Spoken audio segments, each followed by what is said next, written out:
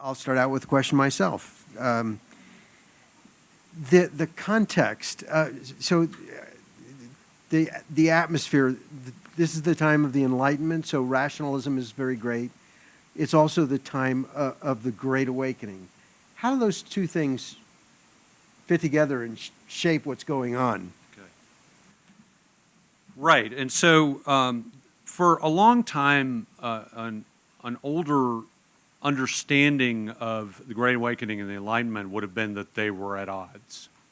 I think that there's at least an emerging historical consensus now that the Enlightenment, whatever that was, I have some problems with the term the Enlightenment myself, because it comes loaded with a lot of ideological baggage, especially about the dark times that preceded it, the times of Christianity.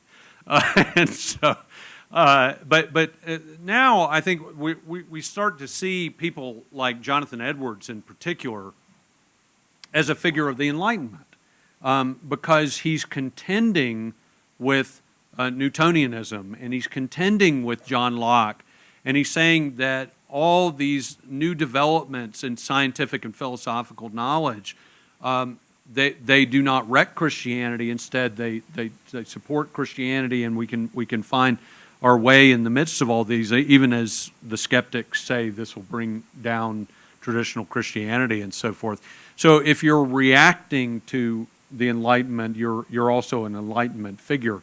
And without getting into the weeds about it, I mean, one of the things that's new about evangelicalism, quote unquote, in the 1740s is there almost becomes a sort of scientific understanding of how conversion happens that sounds very Enlightenment, except that it's all in the name of, how is a person saved and what does that look like?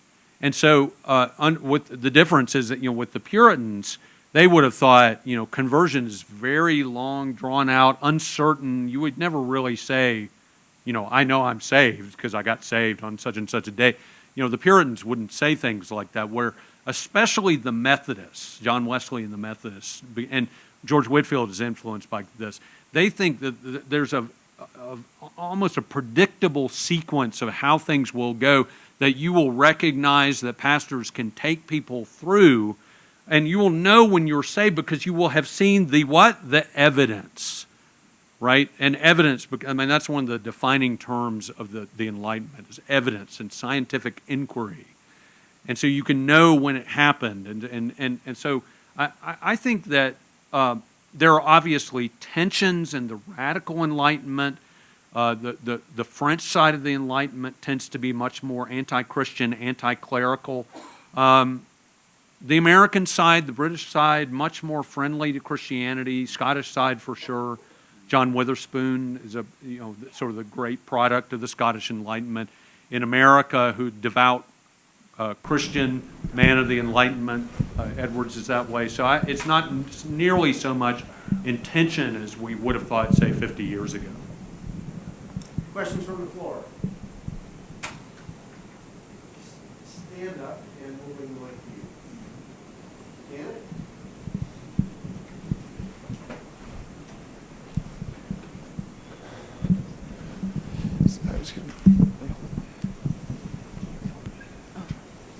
Thank you so much, Dr. Kidd, for the lecture. I especially like to hear how we can see a figure not static, but on a journey in his own life, a spiritual journey of some sort. My question is, you talked about influences that help shape his spiritual journey. What about the influences of his family, his daughter, his wife? Is there anything that we can say? Sometimes maybe a person's response to their own children is the crux of what they really believe. Anything in your research there? Yeah. Well, of course, his parents were the ones who were responsible for this indelible biblical imprint. And devout Puritan household. His father had come in the 1670s to Boston, and so very much and still in that kind of milieu. And so one of the things you realize about Franklin is that there's a certain level at which he's so formed by biblical education in the home. You probably know he has almost no formal education at all. He goes, 1 year to Latin school, and then they take him out. And so he has this deep biblicist education from his parents that stays with him for his whole life. And maybe he would have been, more radically skeptical. I don't know, but that imprint is really left with him. His wife, I think Deborah Franklin is we don't have a lot of written evidence left from her, but I believe that she was a serious Anglican. And so if there's a denominational connection for Franklin in his adult life, it's the Church of England, the Anglican Church, what becomes the Episcopal Church after the Revolution. And he went to Christ Church, Philadelphia, with his wife. They had a pew rented. There was one time where I think somebody took her a copy of the Book of Common Prayer and didn't return it.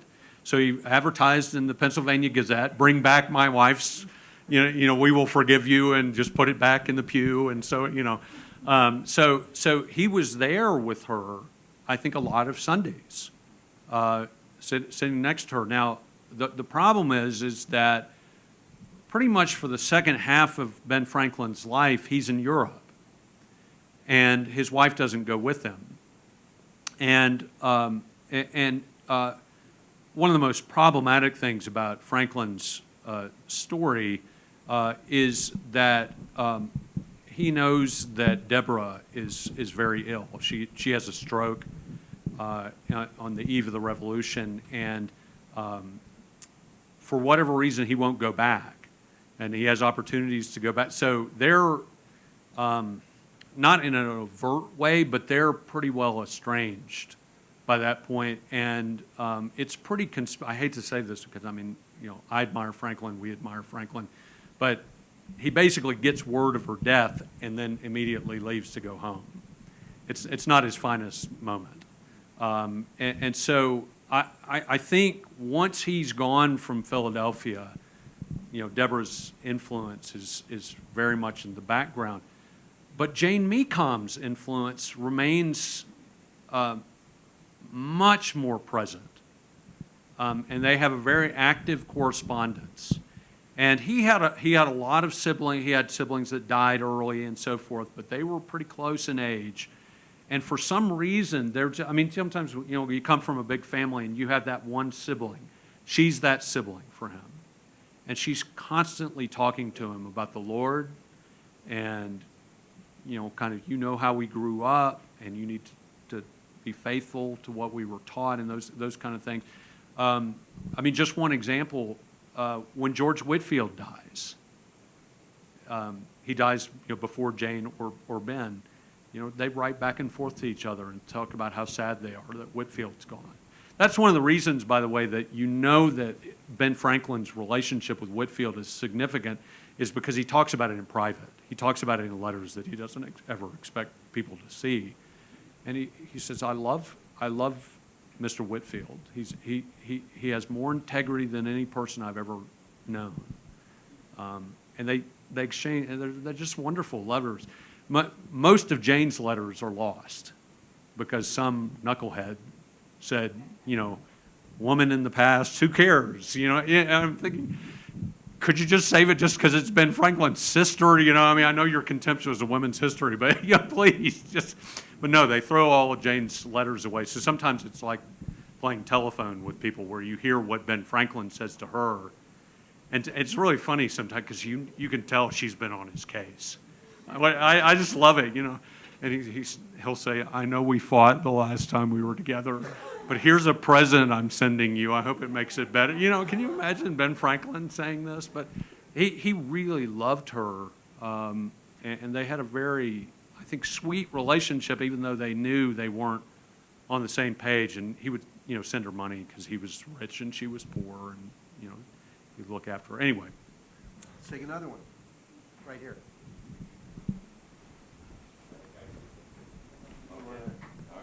Capture it for the video.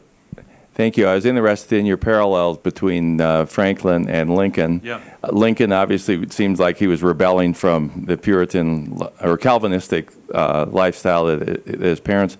I don't think Lincoln had that same issue, but can you expand on that a little bit? Yeah, so I guess one thing I wanted to know is was there something about the fact that Calvinism is basically a law, religion of law. Is there something about that really pushed them away from it? Yeah, and they're not, and believe me, I'm Franklin expert, not Lincoln, but they're not exactly the same kind of Calvinism that they're growing up with, and it's a long time apart. But still, I mean, there's an intensely devout home. I don't think we necessarily need to go to, well, it's because Calvinism is like this, or I mean, we all know stories, especially in an environment like this, where you grow up in a devout home and then you punt, at least for a while. And I think for Franklin, I mean, he has a difficult childhood because it's a working class family in colonial America, and it's intense. And he's, after he spends this 1 year at the Boston Latin School, he is apprenticed to his older brother, which is a horrible, I mean, can you imagine, being apprenticed to your sibling? And this basically means that he's an indentured servant to his older brother. And they didn't get along. And Franklin talks about in his autobiography that his brother would beat him. Because indentured servants were treated like temporary slaves. And so his brother, James, says, you're my servant. You obey what, can you imagine with your older brother? I mean, no, but this wouldn't work out well with anybody, right? And so that's why Franklin runs away. He ran away from Boston as a teenager to get away from his brother and to get away from this lousy situation. So, I don't know how much of it was against his parents. I know it was against his brother, but his parents had sort of fostered this situation, which was a really dismal situation. So he's rejecting his family.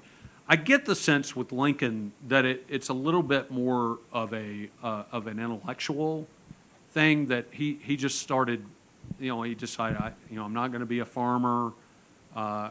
He starts reading. They're both just read everything they can get their hands on, and so he gets a hold of the Age of Reason, maybe some other deistic tracts, and it seems, it starts.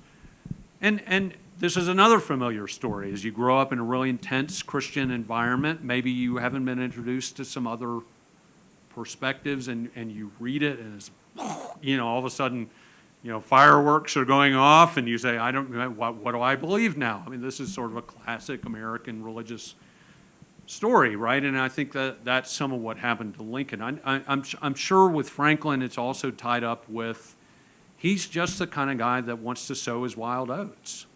I don't want to, there's young children here, so I don't want to say everything, but I mean, he did everything in London that you can imagine, including he comes back with a son,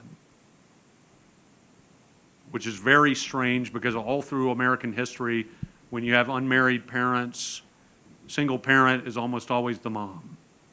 But somehow Franklin ended up with the child that they had in London. So he did everything sowing your wild oats. A couple more questions. Right here.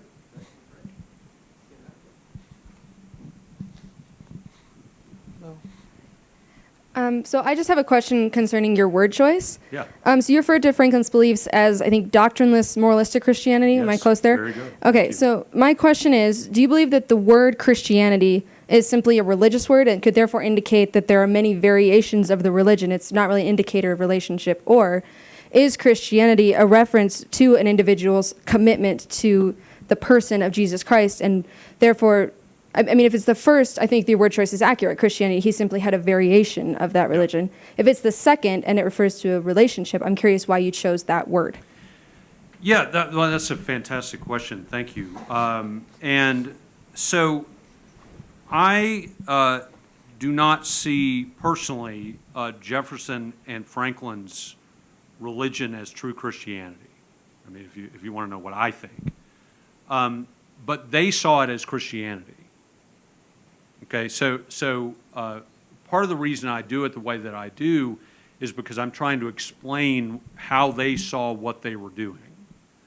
And they saw, and Jefferson was even a little more explicit about it than Franklin was. You know, he said, I am a Christian. And then he denies Jesus' divinity. And so for many of y'all, Orthodox Christian, small Orthodox, this is no good. Right, but for historians, you start with how did they understand what they thought they were doing, and if you describe it that way, I think it's a little more foreign to our eyes and ears than calling them a deist. I mean, because we make certain associations with deists that then make it difficult to understand why Franklin is calling on them to open with prayer, why he expresses so much respect for Jesus' moral teachings. And what I'm trying to do is open up a vista on a strain of thought in the 18th century where they thought, I can be a Christian without believing in this long list of doctrines, except for the existence of God, right? So that's why I do it that way. But yeah, I don't think it's true Christianity. But so that's a, and I think that's a true, I'm not saying like this is all relativistic. I think there's a true version of Christianity. But it's also an observable fact through Christian history that there's a lot of different kinds, and, thus that's a problem. Let's take one more. Right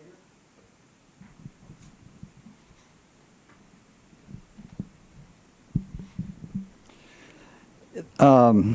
The enigma of Benjamin Franklin's religion, as you've so well described, it sounds very similar to sort of the enigma of George Washington's Christianity as well. And would you put Washington into the sort of the same category of doctrineless, moralistic Christianity? And then sort of as a appendage to that, sort of Marsden and Hatch and other great Christian scholars have sort of linked the Christianity, this kind of Christianity, in service to radical republicanism of the founding period, and sort of more than sort of morality or true Christianity.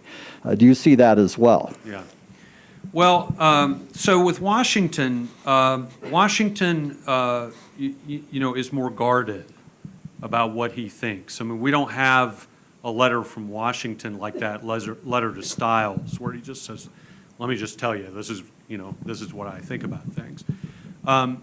My take on Washington is, and I mean, it's very disputed in the scholarly literature on Washington, but I think that Washington is a kind of a moderate Anglican who doesn't like talking publicly about what he believes. I mean. And he says very little about his own personal beliefs. By contrast, he's quite articulate about, God's role in the history of the American Republic and the farewell address, and religion is absolute. Religion and morality are indispensable supports for the Republic, and all these kind of. I mean, it's quite lovely the way that he'll talk about religion's role in the American Republic. But I set that in some contrast to what Washington believed personally. Now, there are a couple of oddities about Washington that some of you know.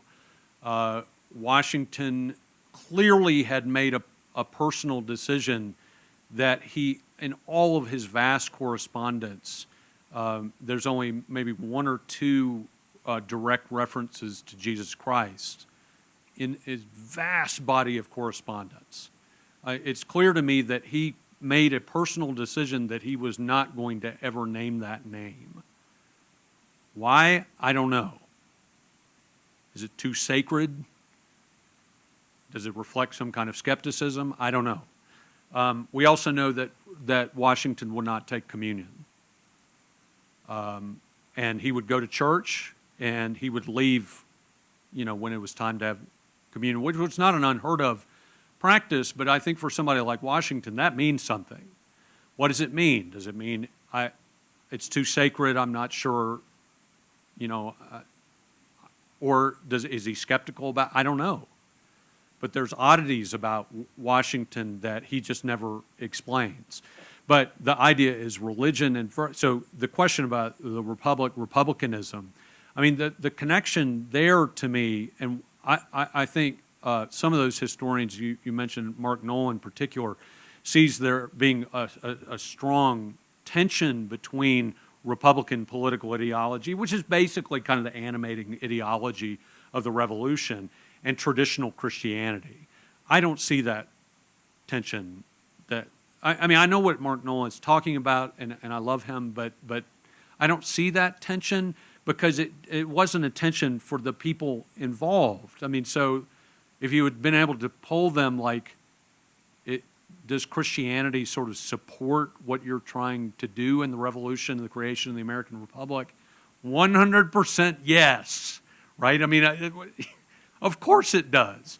And so, Franklin, when he talks about the value of, and even when he supposedly said a republic, if you can keep it, what he means by that is republics require virtue, right? And that's just, everybody agrees on that in 1770s, everybody.